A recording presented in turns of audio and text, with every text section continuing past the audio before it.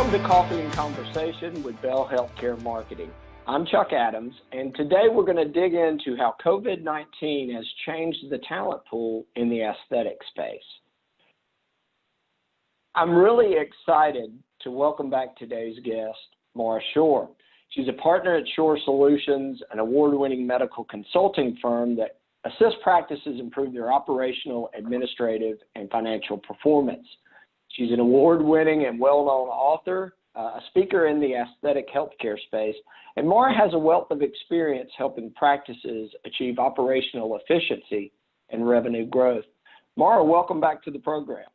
Thank you so much. It's great to be here. And this time around, I brought my coffee to the Coffee and Conversation. So I figured it would be welcome in this type of a scenario.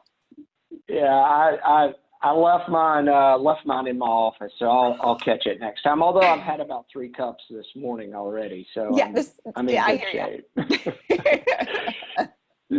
So Maura, this has obviously been a tough time for many in the cosmetic and aesthetic industry due to job losses and layoffs.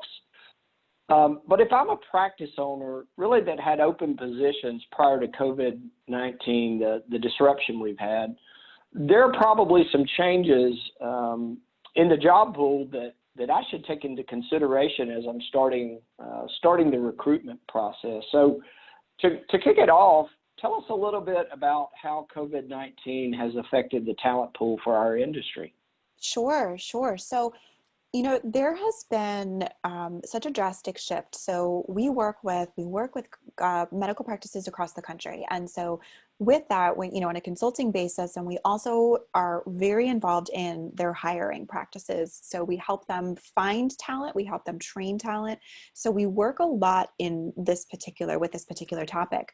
And prior to COVID, it didn't matter. It almost became an internal joke, I would say, amongst our team that no matter where we went and no matter which we lecture at, had been lecturing at about a dozen conferences throughout the year. And, when there was just this abundance of conferences, we were there and we would meet people from all over the country.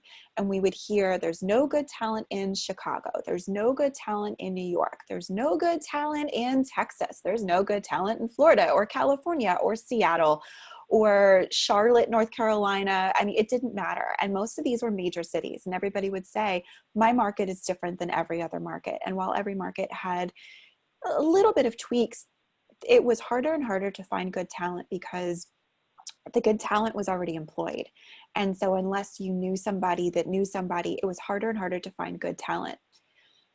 All of that has shifted because this has opened up when the majority of practices laid off the majority, if not all, of their team members, including their providers. But really their marketing coordinators, their patient care coordinators. And I'm not saying that this happened at every single practice, but it happened at a majority of the practices. And so this did a couple of things. Number one, there are people in that situation on the employee side that are no longer going to have positions perhaps to come back to. If the practice wasn't doing okay financially before, the practice may not reopen, unfortunately, which is going to leave this talent pool of new employees. It's also opened up, which we've seen, people that maybe weren't happy in their current practice, but they were loyal and they were going to stay there no matter what. Yeah. They were going to stay there, even if they were miserable and wanted to bang their head up against a wall every single day. They were going to stay because they were employed, and now they're not. And this has opened a lot of people's eyes to being kind of that kick in the pants, where they're now able to go and pursue something that in a practice that makes them really happy. And so for practices that had previously been looking, what we're seeing is that there is now an abundance of really, really great talent at all levels. So from a front desk to a marketing coordinator, marketing position at any level, the patient care coordinator, MAs, RNs, NPs, PAs, honestly, even some doctors. And so, there really is just this abundance of fresh talent that wasn't there even in the beginning of March. Yeah, no, absolutely. I think all the things you just described certainly have changed the landscape. In addition to some of the manufacturers and technology companies that have had layoffs during this time is significantly added to the job, the talent pool. Let me ask you this: how can practices best take advantage of the amount of new talent that's available? We are encouraging all of our clients to start the search now. I'm not saying, I'm not saying that they need to go and extend offer letters and get people on payroll now. But what I am saying is that if you are looking for an esthetician slash medical assistant before, or if you had considered it, go ahead, put out the search for that particular position now. Now that you have maybe some downtime, if you're not seeing your patients all day, we know that we still have a lot of providers that are performing virtual consults. So we still have a lot of our clients that are doing that. But what I am saying is that this should open up some time. So number one, you want to know that put the job description together. So work to smooth out exactly in your dream world, what position would you be hiring? Is it a combination? So is it an esthetician slash MA? Is it a front desk slash position, right? We see a lot of this, especially in a really small practice, this slash that, this slash that. So think about what these positions, put together the job description, go ahead and post it, and at least start sorting through the talent pool. And I would also say start scheduling phone interviews. And then if you get far enough into that process, schedule a Skype, Zoom, FaceTime, etc. interview.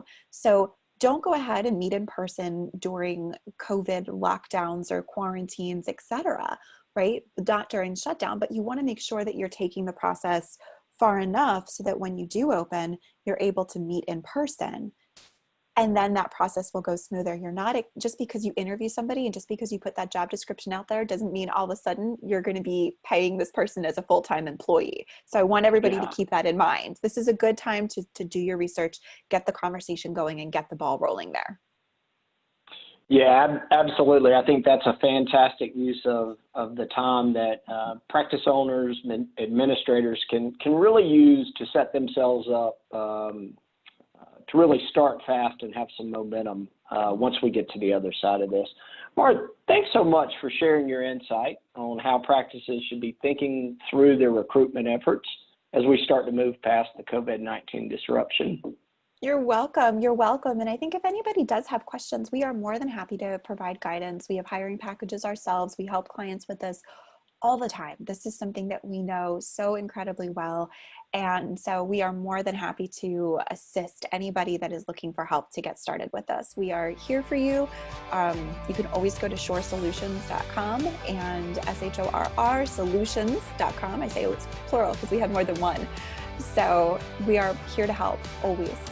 All right. Good luck. Stay safe, and we'll talk soon. Thanks so much.